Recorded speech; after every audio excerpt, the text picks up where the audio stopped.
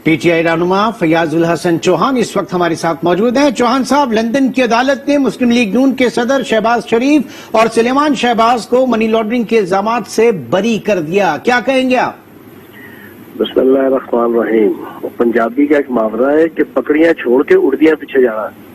आप उसको लंदन को छोड़े ना, अभी आप यहाँ रमजान शुगर मिल और लजीजिया का जो मिल के जनाब केस है, जो 25 अरब रुपए के जनाब मनी लॉन्ड्रिंग का केस है, और आज ये एक बड़े लीडिंग टीवी चैनल ने ये चलाया है कि उस 25 अरब में से 8 अरब रुपया सिर्फ 47 जाली अकाउंट्स के जरिए से जनाब आगे पीछे हुआ, और 20 अकाउंट्स वो थे कि जो रेडी वाला, चापड़ी वाला, दूधे वाला, नाई भी था, उसमें जनाब खिलौने वाला भी था, उसमें क्रॉकरी वाला भी था, अंडे वाला भी था, उनके जरिए से 40 लाख से लेके 5-5 करोड़ रुपए का जनाब दाएं बाएं सारा पैसा जा रहा है। चौहान साहब, उसकी तो तहकीकात होनी है ना, जिसकी तहकीकात हो चुकी है उसके ऊपर जरा आपके कमेंट लेना चाह रहे हैं। आप जो बता रहे हैं उसकी तो तहकीकात होनी है अभी। सुने जनाब, कौन जीता तेरे जुल्फ के सर होने तक, उसको छोड़े। लंदन की तहकीकात तो हम क्या मानेंगे ना। मुझसे अगर आप पूछेंगे जाती तौर पे, मैं तो किसी लंदन की तहकीकात को नहीं मानूंगा किसी किस्म की।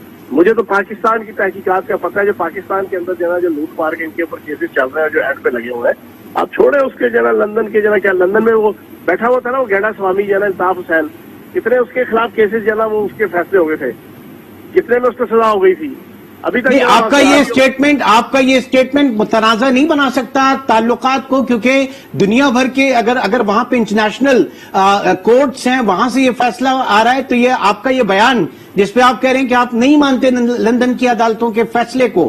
कोर्ट नहीं है, किसी मुल्क की कोर्ट इंटरनेशनल कोर्ट नहीं होती। इंटरनेशनल कोर्ट एक ही है ना, इंटरनेशनल कोर्ट ऑफ जस्टिस इसको कहते हैं। तो फयाजुल हसन चौहान साहब, आपके लिए अहमियत का हामिल नहीं है ये कि लंदन की अदालत ने मुस्लिम लीग नून के सदर को इल्जामात से बरी कर दिया? ये अहमियत का हामिल नहीं है? कह रहा हूँ कि पकड़ियां छोड़ के उड़दियां पीछे क्यों जाने लगे हो। वो जो मुल्क के अंदर यहाँ पे सारी चीजें क्लियर हो चुकी हैं। 5 बॉक्स FIA वालों ने दिए हैं, सैकड़ों डॉक्यूमेंट्स के, इस 25 अरब की जरा मनी लॉन्ड्रिंग से, जो BCO करप्शन के केसेस, उसमें से एक केस है जिसमें 25 अरब रुपए की। अब उसको पकड़ लंदन के फैसलों पे जाना होता तो आप बताएं, इल्ताफ हुसैन के खिलाफ फैसला क्यों नहीं आया? सर, इंटरनेशनल कोर्ट से माजी में प्राइम मिनिस्टर इमरान खान जो है, उनके हक में भी फैसले आए, केसेस जीते। ये इंटरनेशनल कोर्ट नहीं है, ये बरतानिया की कोर्ट है। नहीं तो बरतानिया की भी कोर्ट अगर है तो उसका कोई स्टेटस नहीं है आपकी नजर में? सिर्फ इंटरनेशनल कोर्ट ऑफ जस्टिस ही एक कोर्ट है जनाब। अपनी अदालतों का जनाब है स्टेटस, हमारी नजरों में अपनी अदालतें ज्यादा अहम है, ठीक है ना। हमारी नजरों में हमारी पॉलिसी ज्यादा अहम है। अच्छा जी, आप हमारे साथ ही मौजूद रहेंगे। इस वक्त सीनियर एंकर पर्सन तजज़ियाकार शौकत पराचा ने भी हमें ज्वाइन किया। पराचा साहब, क्या अहमियत है इस वक्त जो बरतानिया में रिलीफ मिला है तहकीकात के बाद? चौहान साहब तो उन अदालतों के फैसलों को ही नहीं मान रहे। देखिए, एप्लीकेबल तो बेशक पाकिस्तानी अदालतों के फैसले हैं कि जो पाकिस्तानी अदालत का फैसला होगा वो मियां शहबाज शरीफ पे एप्लीकेबल होगा, क्योंकि वो इस वक्त पाकिस्तान में मौजूद हैं। लंदन से अगर कोई अदरवाइज फैसला होता तो गवर्नमेंट की जो मॉरल स्टैंडिंग है वो ज्यादा बढ़ जाती। चूंकि मियां शहबाज शरीफ इधर हैं, फैसला उधर आ गया, और उस फैसले को भी शहजाद अकबर साहब अभी चैलेंज कर रहे हैं कि वो फैसला गलत है।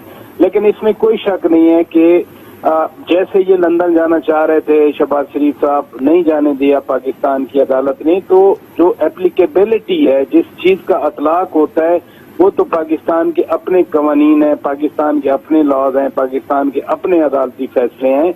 लेकिन जिस शद्दोमत के साथ लंदन के हवाले से वो एक आर्टिकल भी आया था किसी अंग्रेज लिखने वाले का, और उसके बाद ये परसू भी किया गया था, तो उसमें नून लीग कह सकती है कि जो अदालतें बाहर की हैं उनमें प्रूफ नहीं थे और उन अदालत ने हमें बरी कर दिया। अगर तो वाकई बरी कर दिया उन्होंने, क्योंकि शहजाद अकबर बार बार कह रहे हैं कि ये ऐसी बात नहीं है। पहले भी एक दफा ऐसे हुआ था, एक खाली हेयरिंग हुई थी, उसको यहाँ बताया गया कि जी वो फैसला आ गया, हालांकि वो फैसला नहीं था, वो पहली हेयरिंग थी। इसलिए बरतानिया का जो कानून है या बरतानिया का जो ये प्रोसिक्यूशन का सिस्टम है या जुडिशल प्रोसीडिंग्स है, वो हमारे से थोड़ी सी मुख्तलिफ है।